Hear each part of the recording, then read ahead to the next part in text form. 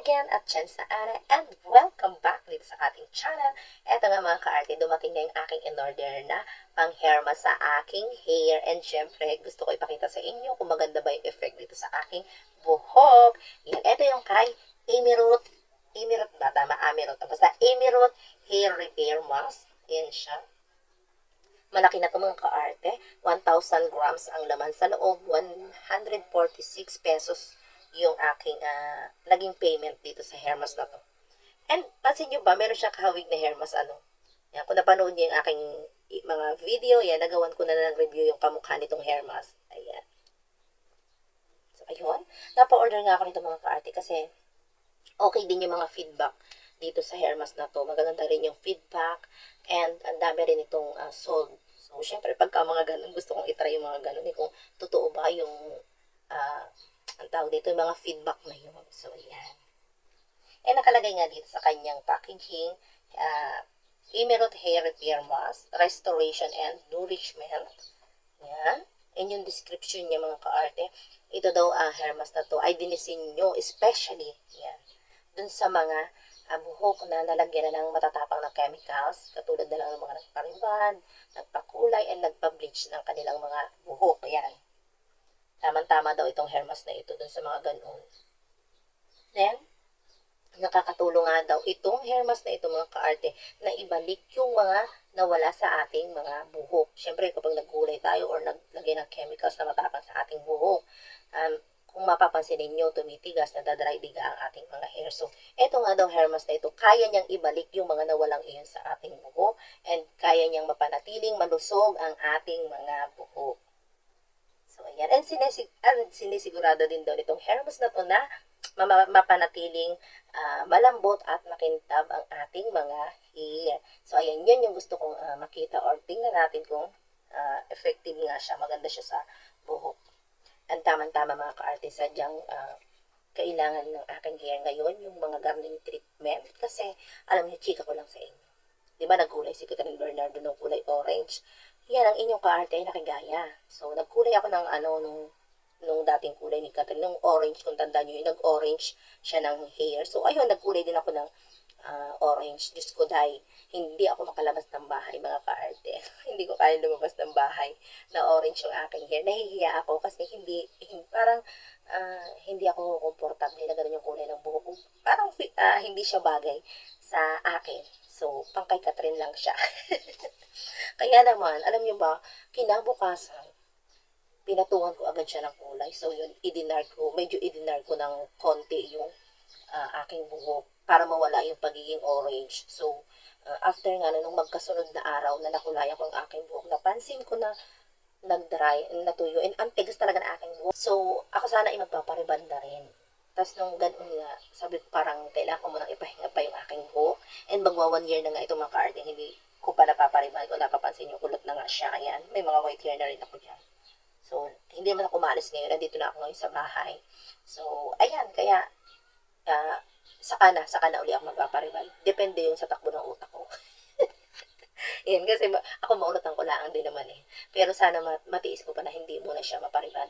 And lagi din naman din siyang ganyan nakatali.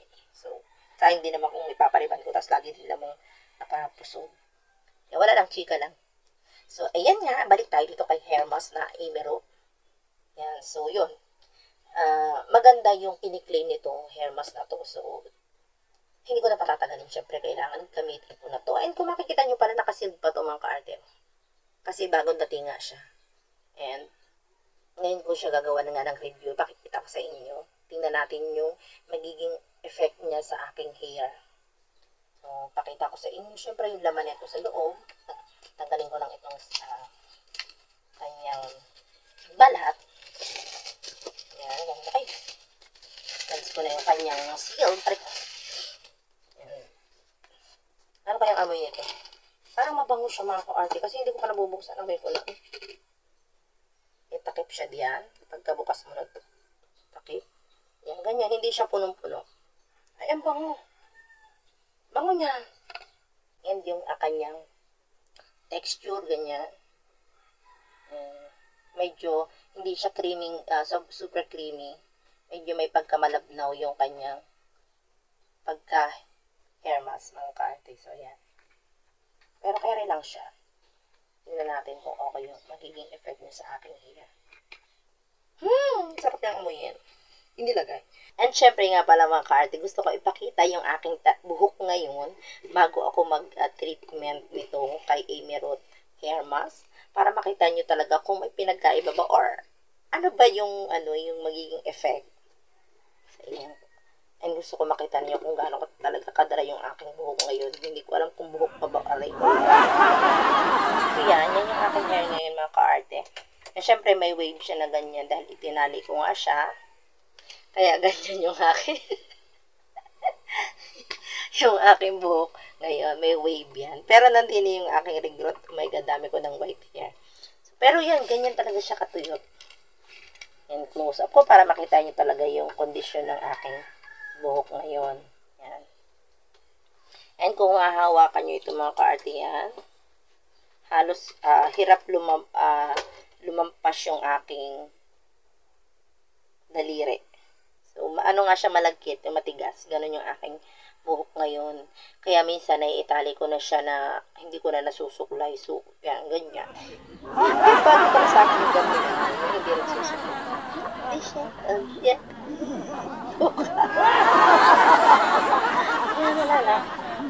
Yan, syempre. Magti-treatment ako ng hair. Kailangan ko siyang shampoohin.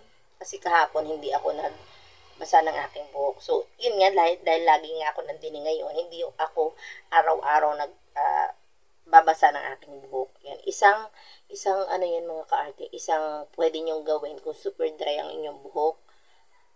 Huwag nyo laging basain ang inyong hair. So, ayan, lagi ko naman yung sinasabi sa mga video ko mga ka-arte. Ayan, mas maganda na napapahinga. Huwag nyo laging, yun nga, liguan ang inyong buhok. So, kung kaya nyo tiisin. So, sana yan lang yan. Yan, okay? So, sige na. Babasain ko na to. Sasampuhin ko na. Talagang ayun. Tinawakala may pandinis. Pampagpag ng ay, tingnan. Buhok pag ayan. Parang pandinis ng mga tawag niya mga gabok. Sige na, sasampuhin ko na. Masyado ng minarder ko na masyado yung aking buhok. Wait lang. Ayan mga ka-arte, nakapag-shampoo na ako ng aking hair. And yung ginamit kong shampoo is for anti-dandruff. Kasi nga hindi ako nagbasa kahapon para mas malinis ko yung aking scalp. Iwas dandruff na rin mga ka-arte.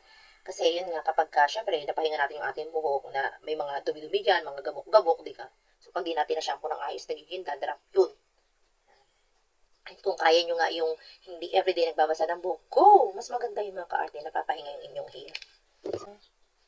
Sobrang katigas ang aking buhok.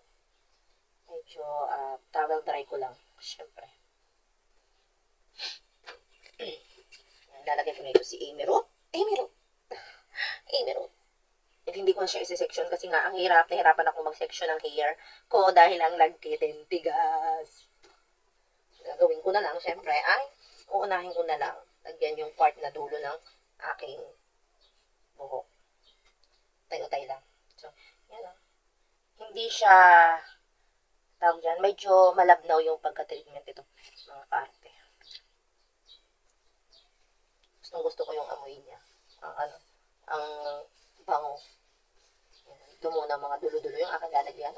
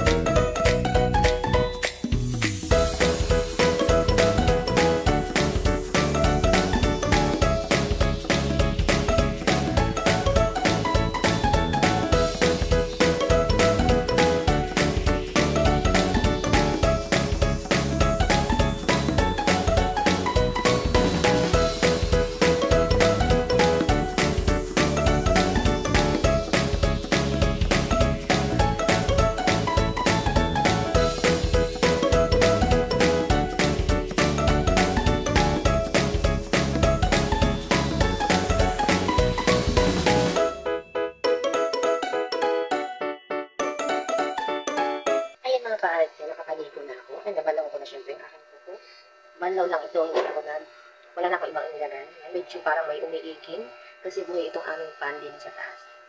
Yung mga kasama akong warlords. Yan, kailangan ko na pang tuyuin mga kaarte.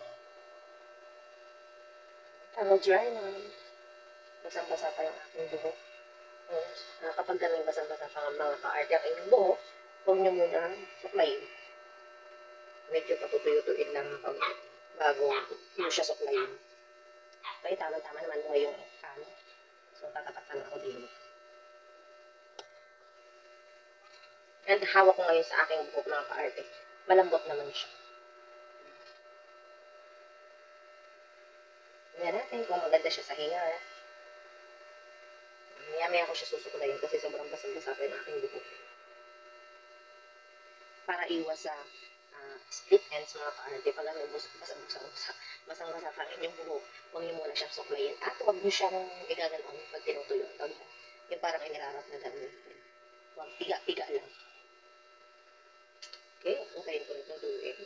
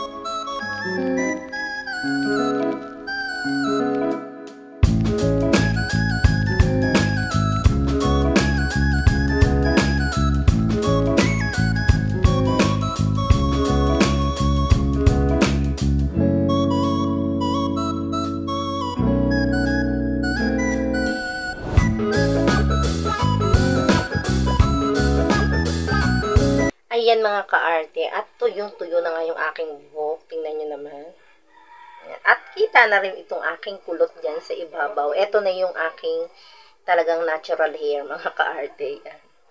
Kasi halos mag-iisang taon na nga yung aking rebonded hair. So, mas mahaba yung itinubo niya ngayon mga kaarte. At ito ang masasabi ko dito sa kay Emerald Hair Repair Mask. Wow! First time kong gamitin ito mga kaarte, pero kita ko na agad na meron agad siyang ginawang pagbabago sa aking buhok. Kita nyo naman yung buhok ko kanina, diga, nung bago ako mag-apply nitong pang hair mask na to. Ngayon, ito na yung result ng aking hair. Yan. Hindi ko yan pinalansya. Kita nyo naman, kulot yung tuktok ko. At lalong hindi ako nag-blower mga kaarte ng buhok. Yung pan lang nandini sa aking tapat, yun yung ipinantuyo ko din sa aking hair. At kung makikita nyo naman, yan, kahit pa paano nabuhay-buhay yung aking buhok. Malambot, makintab, hindi kagaya kanina parang steel wool or yung dulo niya, diga? Yung dulo kanina ng buhok ko kanina, yung parang pampagpag ng mga alikabok. Pero ngayon mga kaarte, ito na siya, oh, tingnan nyo. Oh. Ang laki ng pagkakaiba mga kaarte. Yan. Kahit pa paano ay nagmukhang buhok na rin naman itong aking hair. So, ayan, may pag-asa pa siyang mabuhay or maging healthy ulit. Yan. Mas maganda siguro kung laging gagamitin itong hair repair mask na ito. Kasi kitang-kita naman na talagang malaki yung pwedeng itulong nitong hair mask na ito sa buhok. Yan. Nagmukha ng may buhay kahit pa paano itong aking buhok. Ayan. So, ayan lang. Pwede nyo itry mga kaarte ito. Okay na okay itong hair mask na ito para sa akin. Kaya i-check out nyo na rin itong kay Emerald na hair repair mask. Go nyo na mga kaarte. And hanggang dito na lang uli mga kaarte itong aking video. At huwag niyong kalilimutan kung di pa kayo nakasubscribe dito sa aking channel. Abay, mag-subscribe na kayo mga kaarte. And ayun lang. Thank you for watching. Bye-bye!